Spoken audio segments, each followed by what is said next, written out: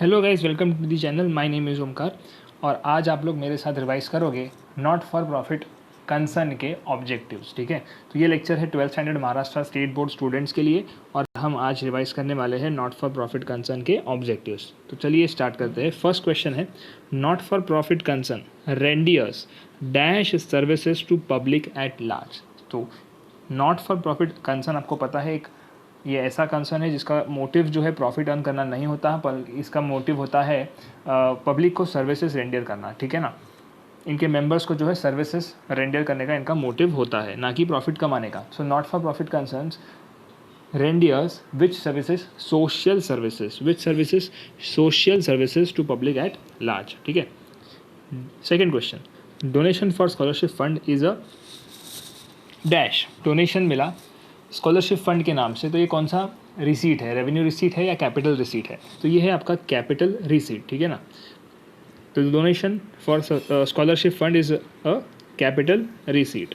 Next, income and expenditure account is a dash account. बहुत easy, income and expenditure account not for profit concern profit and loss account के बदले में बनाता है। तो income and expenditure account कौन सा है? Nominal account. ठीक है, debit all expense and losses, credit all incomes and gains. तो ये कौन सा अकाउंट है आपका? Nominal account. Income and expenditure account is a nominal account.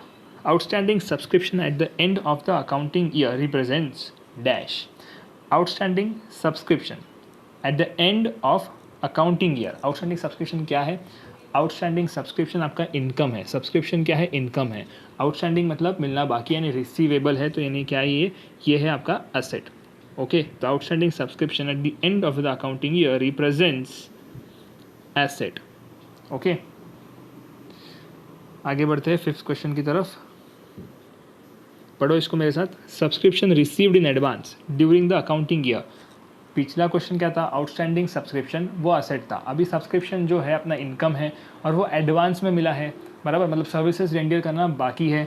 तो अपने लिए क्या है ये? Subscription received in advance during the accounting year is what? It is a liability. It is a what? It is a liability.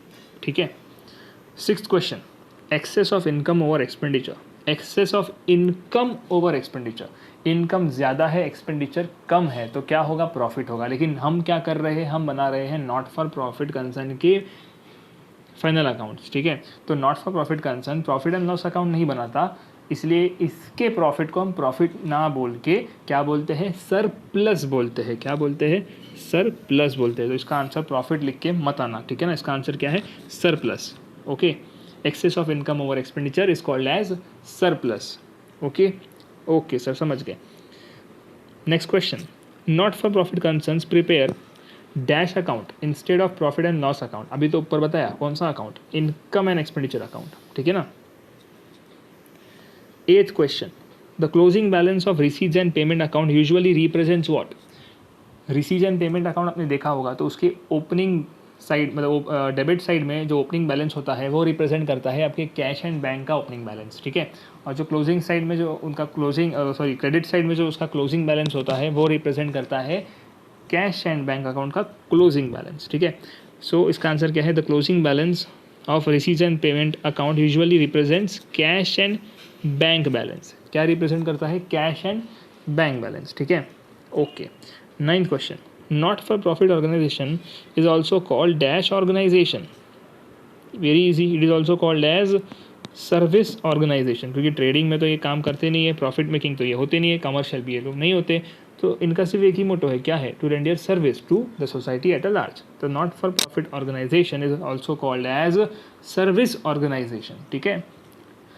Tenth question, expenditure on purchase of building is a dash expenditure. Expenditure on purchase of building, बहुत easy, which expenditure? Capital expenditure. ठीक है ना, repairs of building नहीं बोला है। Repairs of building हम बार बार करते हैं, मतलब एक रेगुलर एक्टिविटी होती है, कुछ टाइम पीरियड का रिपेयर्स एंड मेंटेनेंस के लिए पैसा खर्च करना पड़ता है बिल्डिंग का, तो वो रेवेन्यू एक्सपेंडिचर होता है। बट हमने बिल्डिंग ही परचेज किया है, तो रोज़ थोड़ी बिल्डिंग परचेज करेंगे, तो this is a capital expenditure. ठीक है ना, okay. So next question is one word, answer in one word. ठीक है, देखो उसका फर्स्ट क्वेश्चन क्या है? The form of organization providing services to the society only. Providing what? Providing services to society. क्या है इसका answer? Not for profit concern. क्या है? NPO, not for profit concern. ठीक है, second question, an account which is prepared by not for profit concern instead of profit and loss account. Very easy, मेरे बोलने से पहले आपका आंसर आ गया होगा। क्या है इसका answer? Income and expenditure account. ठीक है, very good. Donation receive, third question, donation receive for a specific purpose. Specific purpose के लिए अगर डोनेशन रिसीव हुआ है तो उसको हम क्या बोलते हैं? कैपिटल रिसीट या फिर क्या? कैपिटल रिसीट या फिर क्या? Specific donation. ठीक है, donation receive for a specific purpose, capital receipt या फिर specific donation. The receipts, fourth question, the receipts which are not recurring in nature, capital receipt. जो रिकरिंग इन नेचर है वो revenue receipts, which are not recurring in nature capital receipts. Very easy. ठीक है, fifth question, an account which records only revenue items in case of a not for profit concern. सिर्फ revenue items हम record करते हैं। कौन से items? Revenue item. Capital items यहाँ पे रिकॉर्ड नहीं करते। कौन सा अकाउंट है ये? Income and expenditure account. Income and expenditure, receives and payment में रेवेन्यू भी होता है, कैपिटल भी होता है। तो इसीलिए N account which records only revenue items in the case of a not for profit concern is a income and expenditure account. Okay, okay sir. Next question, sixth question, accounts which records only cash transaction in case of not for profit concern. इसका answer क्या है? इसका answer क्या होगा? Receipts and payment account, क्योंकि receipts and payment account में cash transaction ही हम record करते हैं। समझा? तो accounts which record only cash transaction in case of a not for profit concern, only cash transaction बोला है। तो कौन सा account? Receipts and payment account. Seventh question, the income which is earned during the year but not receive during the year. Income year में earn किया but receive नहीं हुआ, मतलब आउटस्टैंडिंग इनकम इज व्हाट? मतलब क्या? आउटस्टैंडिंग इनकम, बराबर ना? मतलब क्या? Outstanding income, the income which is earn during the year but not receive during the year, outstanding income. और इसका इफेक्ट हमने ऊपर फिल इन द ब्लैंक्स में देखा है। क्या ये एसेट है? Okay sir. Next question, the credit, 8 question है, the credit balance of income and expenditure account. Income and expenditure account का क्रेडिट बैलेंस, क्रेडिट बैलेंस का मतलब क्या होता है? क्रेडिट साइड ज़्यादा। इनकम एंड एक्सपेंडिचर की क्रेडिट साइड कौन सी है? इनकम वाली साइड है, बराबर। तो क्रेडिट साइड ज़्यादा मतलब इनकम ज़्यादा, एक्सपेंस कम, तो विच बैलेंस? Credit balance. और इनकम ज़्यादा और अगर एक्सपेंस कम है तो हम क्या बोलते हैं? हम बोलते हैं सरप्लस, हम बोलते हैं सरप्लस। ओके, तो द एक्सेस ऑफ, इधर है हम, हाँ 8 क्वेश्चन ना, the credit balance of income and expenditure account is surplus. Okay, okay sir. Debit balance क्या होगा? डेफिसिट होगा। ओके, समझ गए। नाइन्थ क्वेश्चन क्या बोलता है? The excess of total assets over total liabilities of a not for profit concern. Asset in excess of total liabilities. आपको balancing figure क्या निकालते हो आप? ओपनिंग बैलेंस शीट जब बनाते हो तो टोटल असेट्स करते हो और आप क्या निकालते हो? लेस लायबिलिटीज करते हो, तो आपको बैलेंसिंग फिगर क्या मिलता है? Capital fund. वही इसका आंसर है। The excess of total assets over total liabilities of a not for profit concern is called as capital fund. ठीक है ना? Okay. 10th question, all such receipts which are non recurring in nature and not forming part of a regular flow of income. Not recurring, इधर ही answer पता चल गया। कौन सा रिसीट? Capital receipt. कौन सा receipt? Capital receipt. Okay sir, समझ गए। नेक्स्ट इज ट्रू और फॉल्स। नेक्स्ट क्या है? ट्रू और फॉल्स। देखते हैं फर्स्ट क्वेश्चन। फर्स्ट क्वेश्चन क्या है? Not for profit concern do not have profit motive. तभी तो उनको नॉट फॉर प्रॉफिट कंसर्न बोलते हैं ना। हाँ, this answer is true. The answer is true. ठीक है। Charitable institutions prepare profit and loss account at the end of every financial year. Charitable institution मतलब क्या? Not for profit concern. तो ये लोग प्रॉफिट एंड लॉस अकाउंट थोड़ी बनाते हैं, ये लोग बनाते हैं income and expenditure account. This answer is, इसका आंसर क्या है? सेकंड का false. There is no difference between receipts and payment account and income and expenditure account. अगर डिफरेंस नहीं है तो नाम अलग अलग क्यों देंगे? बराबर। तो there is a difference. Difference क्या है? रिसीट्स एंड पेमेंट अकाउंट में कैपिटल एक्सपेंडिचर, कैपिटल रिसीट्स भी रिकॉर्ड होता है और कैश रिसीट्स ही, सिर्फ और सिर्फ कैश रिसीट्स ही रिकॉर्ड होता है। ठीक है। और इनकम एंड एक्सपेंडिचर अकाउंट में सिर्फ इस ईयर का revenue receipts, revenue expenditure record होता है। ओके, सिर्फ करंट ईयर का। तो ये है इसका difference. There is no difference, this is a false. There is a difference. Third का आंसर क्या है? फॉल्स है। Income and expenditure account represents इधर सरप्लस और डेफिसिट। बराबर ना, या तो सरप्लस दिखाएगा या तो डेफिसिट दिखाएगा। सरप्लस कब दिखाएगा? When income there is excess of income over expenditure then surplus, excess of expenditure over income then deficit. समझ गया? तो फोर्थ का आंसर क्या है? ट्रू है। Receipts and payments account do not have any opening balance. अरे opening balance होता है ना, ऊपर तो देखा था अभी, cash balance, cash and bank account, तो उसको ओपनिंग बैलेंस होता है। ओके, तो फिफ्थ का आंसर क्या है? फॉल्स है। Not for profit concern do not prepare balance sheet. ओ, तो क्या बनाएंगे ये लोग? Not for profit concern do not prepare balance sheet. Balance sheet ये लोग बनाते हैं, तो सिक्स्थ का answer is false. They prepare balance sheet. ठीक है। Purchase of sports equipment is a capital expenditure. Purchase of sports equipment is a capital expenditure. Okay, the answer is true. Okay, next question, income and expenditure account is a real account. तुम लोग बोलोगे या मैं बोलूँ? Income and expenditure account is a nominal account. ऊपर 2 बार आया था ये, ठीक है ना, वन वर्ड में भी आया था और फिल इन द ब्लैंक्स में भी आया था। Income and expenditure account is a nominal account. The eighth का answer is false. Ninth, receipts and payment account contains only the transaction relating to the current year. ना बेटा ना, receipts and payment account में पिछले साल का भी receipts रहता है, पेमेंट रहता है, और करंट ईयर का भी होता है, नेक्स्ट ईयर का भी होता है। ठीक है ना, सिर्फ इनकम एंड एक्सपेंडिचर अकाउंट में करंट ईयर के regarding he income and expense book होते हैं। समझा? तो receipts and payment account contains only transactions relating to current year. The statement is false. Excess of assets over liability is called as capital fund. Excess of asset over liability is called as capital fund. True. ऊपर बड़ा था कहाँ पे? One word में, ठीक है ना। तो excess of asset over liability is called as capital fund. Okay, घुमा के दे सकते हैं, excess of liabilities over asset is called as capital fund। तो नहीं है, तो false करके आने का। excess of assets over liabilities is called as capital fund. True. चलो आगे बढ़ते हैं। फिल इन द ब्लैंक्स, फिर से पिछले वाले फिल इन द ब्लैंक में ऑप्शन था, इसमें ऑप्शन नहीं है। Let's start. First question, not for profit organization never is engaged in dash activities. Not for profit organization never is engaged in trading activities. ये जो टाइप ऑफ ऑर्गेनाइजेशन है वो कभी ट्रेडिंग एक्टिविटीज़ में इन्वॉल्व नहीं होता। ठीक है ना।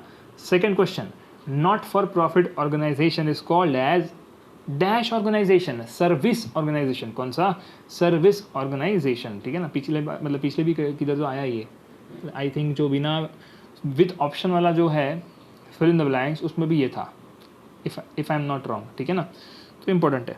नेक्स्ट देखते हैं third, receipts and payment account fall under the category of dash account. Receipts and payment बोला है, क्या बोला है? रिसीट्स एंड पेमेंट बोला है। It is a which account? It is a real account. It is a real account. ठीक है ना, income and expenditure nominal account, receipts and payment real account. समझा? Fourth question, in receipts and payments account the summary of dash transactions are recorded. Very easy, क्या है आंसर? Cash transaction. In receipts and payment account the summary of cash transaction are recorded. इसलिए तो इसका opening balance क्या denote करता है? Cash का, कैश अकाउंट का, बैंक अकाउंट का ओपनिंग बैलेंस डिनोट करता है। ठीक है ना, और क्लोजिंग भी कैश अकाउंट का जो है क्लोजिंग बैलेंस डिनोट करता है। तो receipts and payment account the summary of cash transaction are recorded. Okay, fifth question, income and expenditure account is similar to dash account. Income and expenditure account is similar to dash account of trading concern. कौन सा? Profit and loss account. Profit and loss account. Very easy. Sixth question, credit side of receipts and payment account shows cash payments. Debit side क्या show करेगा? Receipt show करेगा, और credit side क्या show करता है? Payment show करता है। और ये अकाउंट में हम सिर्फ कैश रिसीट्स या कैश पेमेंट लिखते हैं। तो credit side of receipts and payment account shows what? Cash payments. Very easy. ठीक है ना। Seventh, income and expenditure account is अ, क्या बोलूँ मैं, अभी पक गए तुम लोग भी ये सुन सुन के। Income and expenditure account is a nominal account. Is a nominal account. ठीक है ना। Mumbai university prepares dash account instead of profit and loss account. तो Mumbai university prepares income and expenditure account instead of profit and loss account. ठीक है ना। तो sir इसका मतलब मुंबई यूनिवर्सिटी जो है वो नॉट फॉर प्रॉफिट कंसर्न है। हाँ, Mumbai university not for profit concern है। अभी इनकम कितना कमाते हैं वो छोड़ो तुम लोग, केटी का पैसा ही इनका करोड़ों में होता है, केटी का फीस। ठीक है, अपने सीनियर्स को पूछ लेना कितना फीस भरते हैं वो लोग एटी केटी के लिए।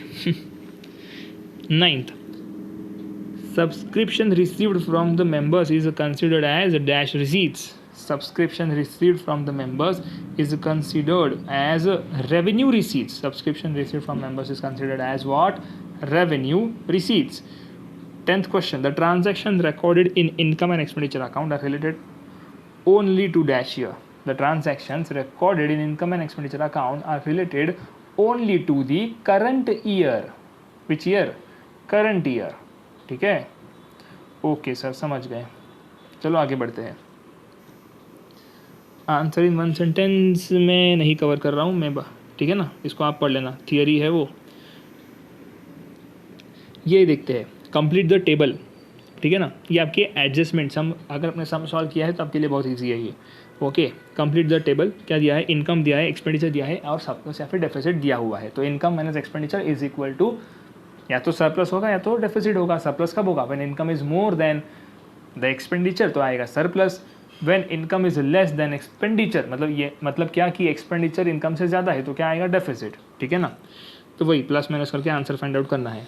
तो फर्स्ट देखो क्या दिया है, फर्स्ट दिया है 10,000 इज द इनकम, एक्सपेंडिचर जो है फाइंड आउट करना है, और सरप्लस है, सरप्लस नहीं सॉरी डेफिसिट है 5,000 का। ओके, मतलब क्या कि एक्सपेंडिचर आपके इनकम से ज़्यादा है। तो एक्सपेंडिचर आपके इनकम से ज़्यादा है, कितने से ज़्यादा है? तो 5,000 से ज़्यादा है। ठीक है ना, तो अगर आपका एक्सपेंडिचर 15,000 होगा तभी तो आपका डेफिसिट जो है वो 5,000 होगा, बराबर ना। तो 10,000 minus 15,000 then you will get minus 5,000, यानी कि डेफिसिट ऑफ 5,000। तो एक्सपेंडिचर कितना हुआ? एक्सपेंडिचर हुआ 5,000। ठीक है, ओके, समझ गया ना कैसे आया ये डिफरेंस निकाला। आगे देखते हैं, 8,000 इनकम है और सरप्लस है 4,000। अभी income minus expenditure is equal to 4,000। 8,000 minus something is 4,000, तो 8,000 माइनस 4,000 तभी तो मिलेगा ना 4,000। तो एक्सपेंडिचर कितना? 8,000 माइनस 4,000, तो 4,000 क्या है? आपका एक्सपेंडिचर है। कि अगर यहाँ पे 4,000 होगा, एक्सपेंडिचर आपका 4,000 होगा, तभी तो आपको सरप्लस मिलेगा 4,000 का। ठीक है ना, बहुत ईजी है ये, इसमें कंफ्यूज मत होना। ठीक है, अभी देखते हैं थर्ड क्वेश्चन। थर्ड क्वेश्चन क्या है? इनकम नहीं दिया है, एक्सपेंडिचर कितना है? 15,000 का, और बोलते हैं 8,000 का सरप्लस है। मतलब इनकम डेफिनेटली एक्सपेंडिचर से ज़्यादा है, और कितना ज़्यादा है? 8,000 ज़्यादा है, क्योंकि 8,000 क्या है? सरप्लस है ना। मतलब इनकम में से 15,000 निकालेंगे तो बचेगा कितना? 8,000। तो इट इज़ ऑब्वियस कि income is 8,000 more than expenditure. How much is your expenditure? 15,000। Add करो उसमें 8,000, कितना मिलेगा? 23,000। ठीक है ना, 23,000। आई होप ये आपको आता होगा। ठीक है, कुछ नहीं किया, ऐड किया सिर्फ। 15,000 प्लस 8,000 इज वॉट? 23,000। इक्वेशन बना लोगे ना तो आ जाएगा, income minus expenditure is equal to surplus, अगर पॉजिटिव है तो, नेगेटिव आया आंसर तो डेफिसिट। तो ऐसा इक्वेशन बनाना और सॉल्व करना, बहुत ईजी है। बेसिक मैथ्स, एसपी वालों मैथ्स का बहाना मत देना, मारूंगा पकड़ के। 7,500 is your income, expenditure is 9,000। What is your deficit? क्योंकि इनकम जो है आपके एक्सपेंस से कम है, तो क्या होगा? डेफिसिट ही होगा ना। 1,500 का डेफिसिट है, कितना? 1,500 डेफिसिट। थोड़ा हैंड राइटिंग को इग्नोर करो। Fifth question, 15,000 is your income, expenditure 11,300, दोनों का डिफरेंस क्या आएगा? इनकम ज़्यादा है ना, तो सरप्लस आएगा। ओके, तो सरप्लस कितना आएगा? 3,700। कितना आएगा? 3,700।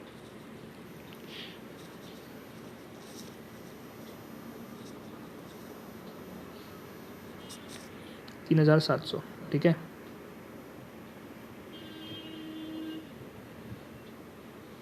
15,000 माइनस 11,300 कितना आता है? 3,700। ठीक है ना, समझाना ये चीज़? ओके सर समझ गए, आगे बढ़ो। ठीक है आगे बढ़ते हैं। Salary is paid during the year, salary is paid during the year. तो ये जो कॉलम है टोटल वाला, टोटल रुपीज़ वाला, ये डिनोट करता है salary is paid during the year. ठीक है, और यहाँ पे दिया है प्रीपेड है या आउटस्टैंडिंग है, और यहाँ पे इसका अमाउंट दिया हुआ है। तो आपको फाइंड आउट करना है कि एक्सपेंडिचर फॉर द ईयर क्या है, expenditure for the current year क्या है। ये expenditure for the current year मतलब आपकी इनकम एंड एक्सपेंडिचर अकाउंट में कौन सा अमाउंट आप रिकॉर्ड करोगे, वो है ये पूछ रहा है। ठीक है ना, तो देखते हैं।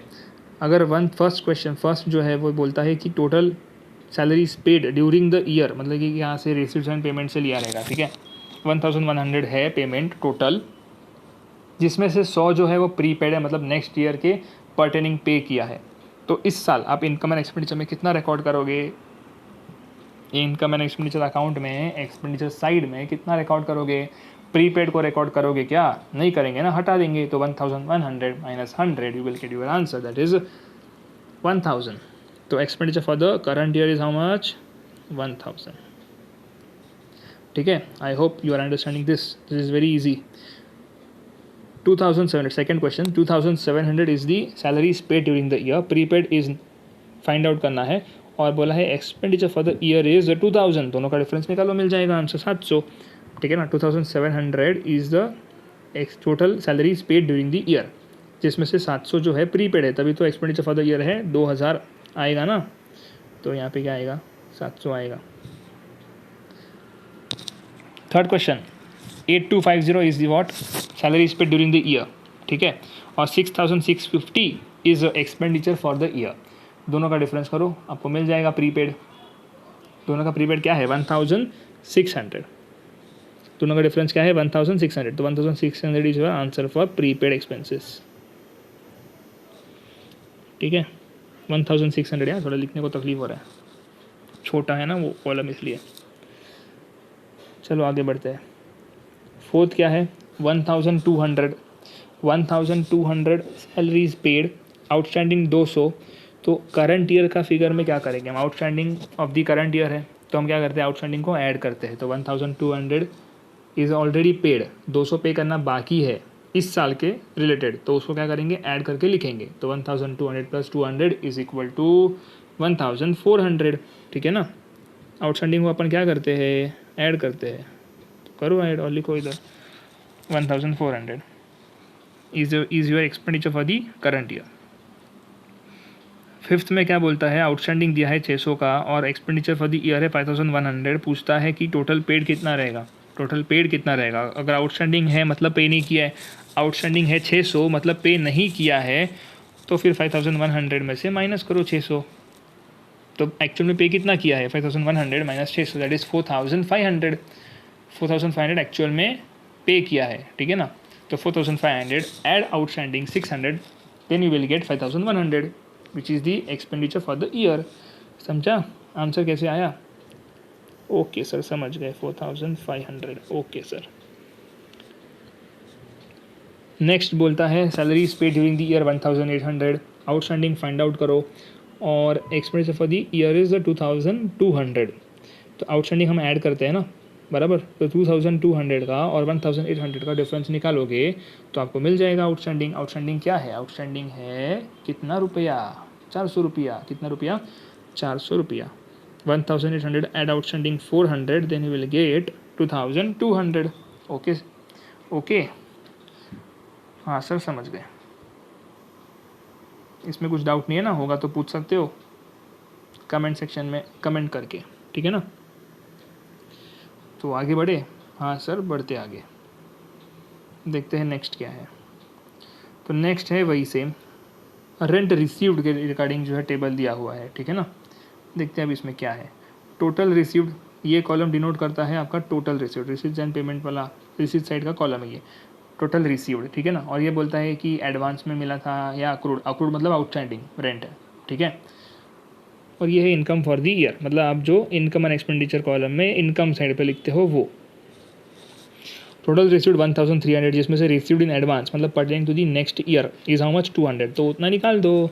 तो इनकम फॉर द ईयर कितना? 1100। Very easy. Okay okay sir, समझ गए। Received in advance 400, 1400 is a income for the year. तो हम इनकम फॉर द ईयर में रिसीव्ड इन एडवांस को माइनस करके लिखेंगे। हाँ सर समझ गए, माइनस करके लिखेंगे। तो अगर हमने 1400 माइनस करके लिखा है तो मतलब जो अपना टोटल रिसीव्ड है वो 1800 होगा। कैसे फाइंड आउट किया? 1400 प्लस 400 आई विल गेट 1800। तो टोटल रिसीव्ड होगा 1800 minus received in advance 400, then I will get 1400. It is income for the year. समझा? ओके सर, आगे बढ़े। ओके सर, आगे बढ़ते।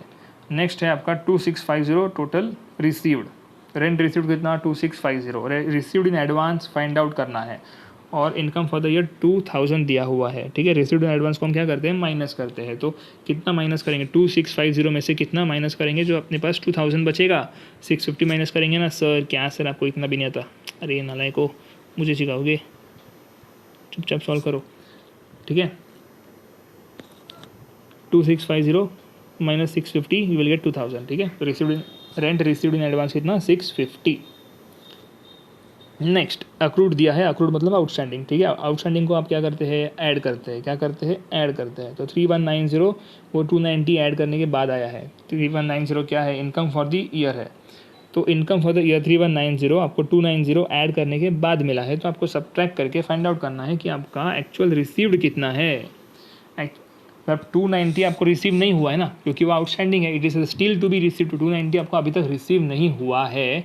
तो आपने जो 3190 लिखा है उसमें आपने 290 ऑलरेडी माइनस करके लिखा होगा। तो आपको सॉरी ऑलरेडी ऐड करके लिखा होगा। ठीक है ना, तो आपको एक्चुअल में कितना रिसीव हुआ है? आपको एक्चुअल में रिसीव हुआ है 3190 माइनस 290। समझा? ओके, समझ गए। कितना आता है? 2900। ठीक है, ओके। नेक्स्ट देखो, 1700 is the total receive during the year. Accrued यानी कि आउटस्टैंडिंग फाइंड आउट करना है और जो इनकम है फॉर द ईयर का वो है 2150। मतलब रेंट रिसीव्ड का जो इनकम साइड में आप लिखते हो ना फिगर, वो है 2150। तो ये 2150 में आपने आउटस्टैंडिंग फॉर द ईयर को ऐड किया होगा। ठीक है, और आपको पैसा कितना मिला है? 1700। मिलना कितना चाहिए था? 2150। तो आउटस्टैंडिंग कितना है? दोनों का डिफरेंस क्या है? आंसर बोलो। बहुत इजी है, बहुत बहुत बहुत इजी। बोलो आंसर क्या है? आंसर है इसका 450। ठीक है ना,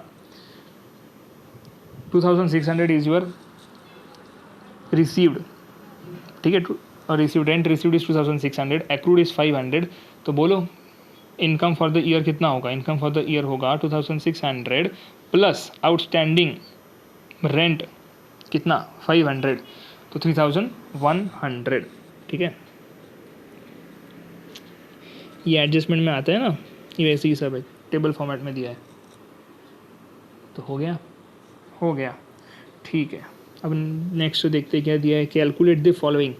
okay, 10% per annum depreciation on furniture ₹50,000 for 3 months. तो 50,000 क्या है? फर्नीचर का वैल्यू है। इसके ऊपर लगाना है 10% डेप्रिसिएशन 3 महीने के लिए। तो कैसे करोगे?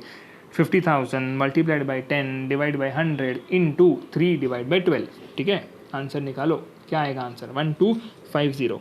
1250। ठीक है, next 12% per annum interest on bank loan. Bank loan कितना है? 80,000 का फॉर 1 ईयर। 12% इंटरेस्ट लगा, तो 80,000 पे 10% इंटरेस्ट लगाओगे तो 8,000 आता है। ठीक है ना, और 1% इंटरेस्ट कितना? 800 रुपया। तो 2% कितना? 1600। तो 12% कितना आएगा? 10% कितना था? 8,000 था। 8,000 प्लस 1600 करो ना, आ जाएगा आंसर सीधा 9,600। ओके, तो आंसर कितना? 9,600। इधर पूरा साल दिया है। हाँ, ऊपर 3 मंथ्स दिया था, इसलिए 3 इंटू 12 किया था। यहाँ पे सीधा क्या करेंगे? 80,000 इंटू 12 डिवाइड बाई 12। नहीं सॉरी, क्या बोला मैंने? हाँ, इसमें क्या करेंगे अपन? 12% पर एनम है ना, तो 80,000 मल्टीप्लाइड बाई 12 डिवाइड बाई 100, 12%। ठीक है, आंसर क्या आएगा? 9,600। नेक्स्ट, ओपनिंग स्टॉक क्या है? Opening stock of stationery 5,000 purchase of stationery 7,000, outstanding stationery 12,000, क्लोजिंग स्टॉक 1,000. What is the amount of stationery consume? आपको पता होगा एडजस्टमेंट में हमने कितने बार किया है ये. क्या है ये है स्टेशनरी कंज्यूम फाइंड आउट करना. तो स्टेशनरी कंज्यूम कैसे फाइंड आउट करते हैं? Simple, opening stock of stationery add purchase add outstanding bill less closing. तो करो 5,000 प्लस 7,000 प्लस 12,000 माइनस 1,000 कितना? 5 plus 7 12, 12 plus 12 24 minus 1 23. Answer is 23,000 is your stock of stationery consumed. Salary 10,000, outstanding salary 5,000, salary to be debited to income expenditure account कितना? 10,000 and outstanding कितना? 15,000. ठीक है, second effect of outstanding salary asset side में जाएगा. Okay, क्या answer है? 15,000. Library books less 10% depreciation कितना आता है? 5,000 इक्वल टू 45,000. तो लाइब्रेरी बुक्स कितना? तो लाइब्रेरी बुक्स मतलब ये अमाउंट में से आपने अगर 10% डेप्रिसिएशन जो की है 5,000 माइनस किया तो आपको मिलता है 45,000. तो इतना इजी है कि लाइब्रेरी का वो जो ये अमाउंट है बुक्स का अमाउंट है वो कितना होगा? 50,000 होगा. कैसे? क्योंकि 50,000 में से जब आप 5,000 माइनस करोगे तभी तो 45,000 मिलेगा. ठीक है ना. तो क्या इसका आंसर है? 50,000. ठीक है, ओके. चलो आगे बढ़ते हैं. Find odd man out. Trading account, profit and loss account, receipts and payment account, balance sheet. क्या आएगा इसमें? ऑड मैन आउट क्या आएगा? बोलो. ऑड मैन आउट आएगा इसमें trading account, profit and loss account, receipts and payment account या balance sheet. क्या आएगा? प्रॉफिट इसमें आउटस्टैंडिंग, सॉरी अब बोल रहा हूँ मैं, इसमें जो है ऑड मैन आउट जो है आपका क्या आने वाला है? इसमें ऑड मैन आउट आएगा आपका रिसीट्स एंड पेमेंट अकाउंट. ठीक है ना. रिसीट्स एंड पेमेंट अकाउंट क्या है आपका? ऑड मैन आउट है. Trading profit and loss balance sheet क्या है? ये एक ट्रेडिंग कंसर्न के फाइनेंशियल स्टेटमेंट्स है. ठीक है, रिसीट्स एंड पेमेंट अकाउंट हम उसमें नहीं आता ना वो. ठीक है, इसलिए वो ऑड मैन आउट है. Next, machinery furniture computer salaries. Machinery furniture computer ये सब क्या है? एसेट्स है. सैलरीज क्या है? एक्सपेंस है. तो ये आएगा आपका odd man out. Subscription, stationery, interest received, locker rent received. इस सब्सक्रिप्शन क्या है? इनकम है. इंटरेस्ट रिसीव्ड इनकम है. लॉकर रेंट रिसीव्ड इनकम है. स्टेशनरी ये इनकम नहीं है. तो ये है आपका odd man out. Reliance Industries, Veena Vidya Mandir, Lakshmi hospital, Manoj sports club. Odd man out क्या है? रिलायंस इंडस्ट्रीज जो है आपका ऑड मैन आउट है. सर क्यों? क्योंकि ये जो बाकी के तीनों हैं वो नाम से लगते हैं एनपीओ. रिलायंस किसी भी एंगल से मुझे एनपीओ नहीं लगता. ठीक है. Surplus, deficit, net profit, capital fund. Surplus, deficit, capital fund ये सब एनपीओ में हमने सीखा था. और नेट प्रॉफिट क्या है? वो तो पीएनएल अकाउंट का पार्ट है. जब पीएनएल अकाउंट बनाएंगे तब नेट प्रॉफिट आएगा. नहीं तो फिर क्या आता है? सरप्लस, डेफिसिट या फिर कैपिटल फंड एनपीओ चैप्टर में. ठीक है. तो ये है आपका net profit, odd man out. ठीक है. तो इसी के साथ हमने नॉट फॉर प्रॉफिट कंसर्न के ऑब्जेक्टिव्स कवर किए हैं. ठीक है. लेक्चर अच्छा लगा हो तो लाइक करना, चैनल को सब्सक्राइब करना. Thank you. That's all for the day. Bye bye. Take care.